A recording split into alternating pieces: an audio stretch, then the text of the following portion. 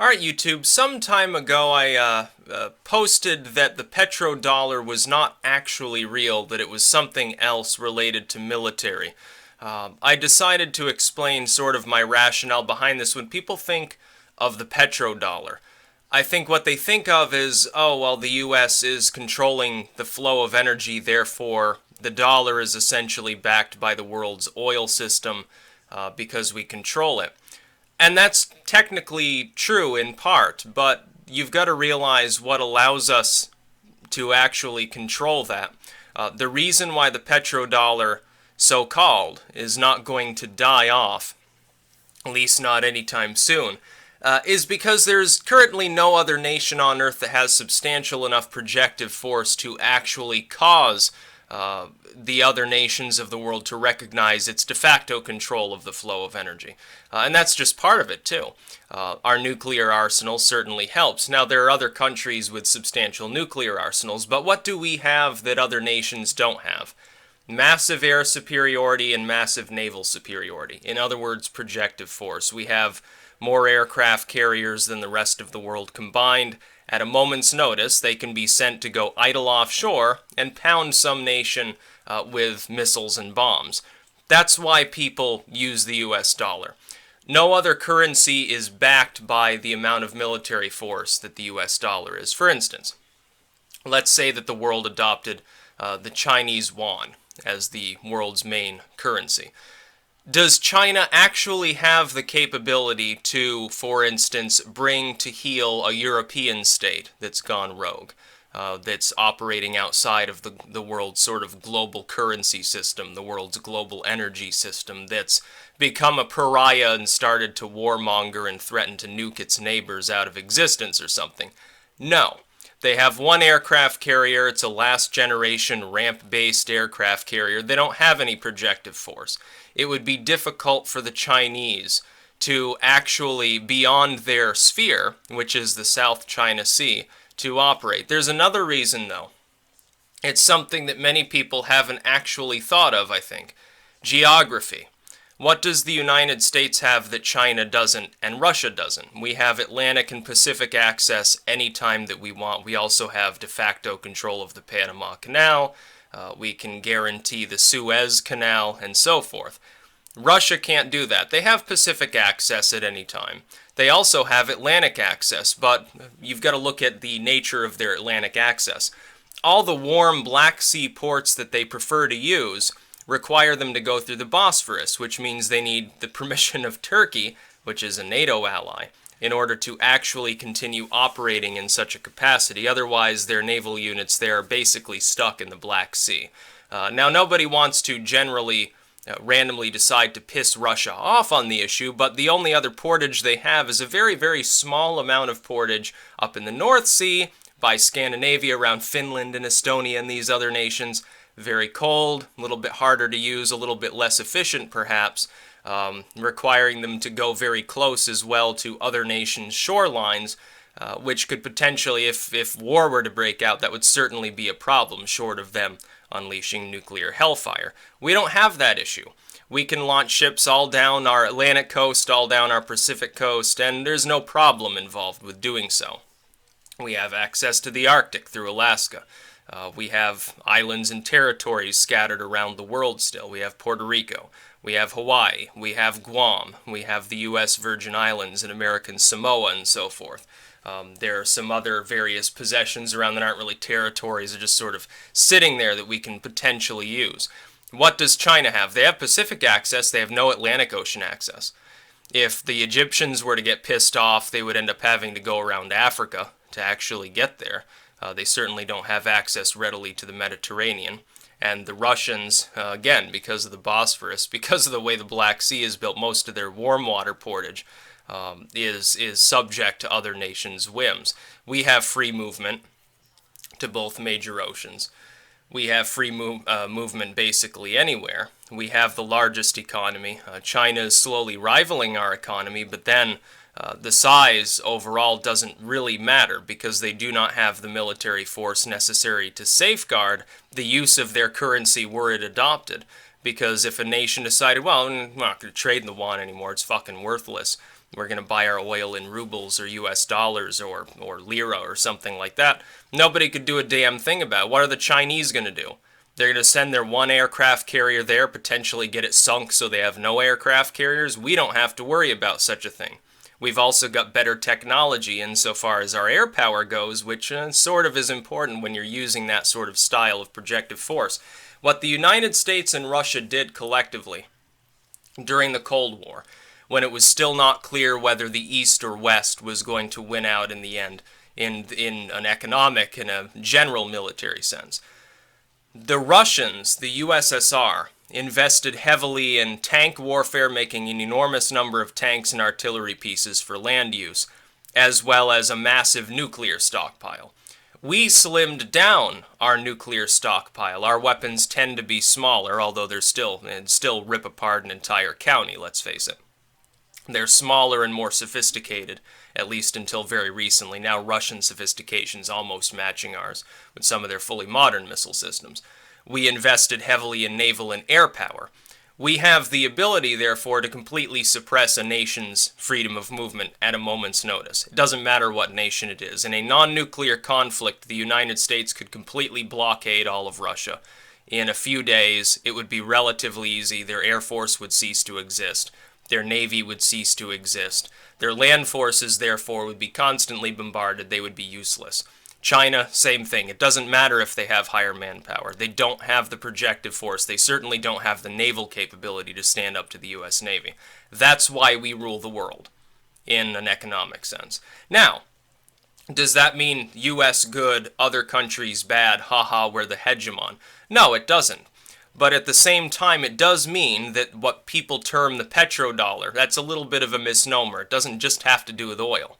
It wouldn't matter how much control we had over energy resources unless we have the ability to continue controlling those energy resources. The reason why the yuan is now sort of in the world's basket of reserve currencies, but is by no means the main currency of the world, is because it's seen as stable. It's backed by a significant military force. Certainly, it's capable of operating within its sphere. It's certainly capable of bullying around any of the other East or South Asian states.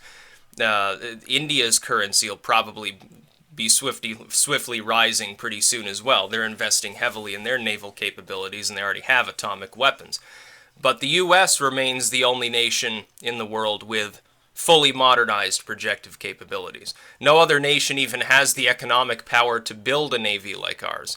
China doesn't have the economic capability. They're still trying to keep their one older generation aircraft carrier afloat. The Russians are doing the same thing. I think they have two, or do they have one? And again, older generation systems. The French have a modern aircraft carrier that's similar to ours, but they only have one of those. I don't think anybody else does. The Italians, Italy has two aircraft carriers.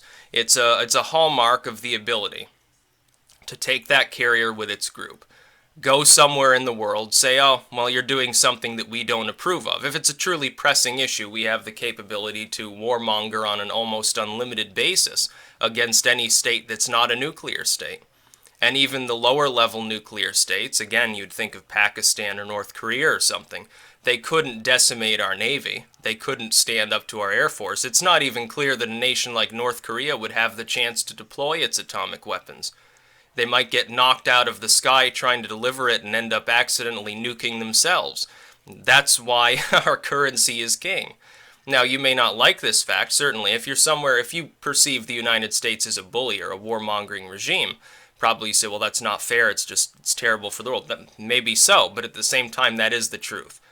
Our control of those pipelines, our control of the resources of the world is based upon our ability to deploy on a foreign nation's soil with great ease, having suppressed them. We did this to Iraq. Iraq didn't have a totally backwards, tiny, horrible military. No, for the region, Saddam actually fielded a fairly decent, sophisticated military capability. He also had U.S. manufactured goods. He had decent tanks. He had a decent air power, a fairly large and relatively sophisticated air force for that region of the world. Certainly, the training that his elite soldiers took was on par with most of the developed militaries of the world. It wasn't a tiny military. It wasn't an ass-backwards military fighting with pikes. But we completely decimated the Iraqi military. Now, whether it was wise to do this or not, of course, I generally agree with people who say we probably shouldn't have done that. We should have just left things alone there and tried to deal with Saddam some other way. You know, say, here's some money, fucking stay on the petrodollar and we'll sweeten the deals. Here's some Abrams tanks, or here's an atomic weapon. Go have fun. Detonate it in the desert or something. You can put it on YouTube or something like that. We should have done that. But we did have, clearly, the ability to, in a very short period of time, utterly annihilate their entire military's capabilities. And again, this was not one of the low-ranking militaries of the world. This was one of the fairly decent militaries that you would expect in the developing world. Certainly, if we could do that in that era, when we weren't as far ahead as we are now from some of these smaller or less technologically adept, aka not fully industrialized military complexes, imagine what we're capable of doing now. It's like if we went to war with Venezuela, they would crumble in a week. There would be no significant military response. There wouldn't even be significant casualties. When we rolled into Iraq and started bombing things, it was so fast. It was like a blitzkrieg. It was extremely fast and had massive air superiority, to the point where most of the casualties we experienced in that war came after, during the occupation. It had nothing to do with our original actual military-on-military assault.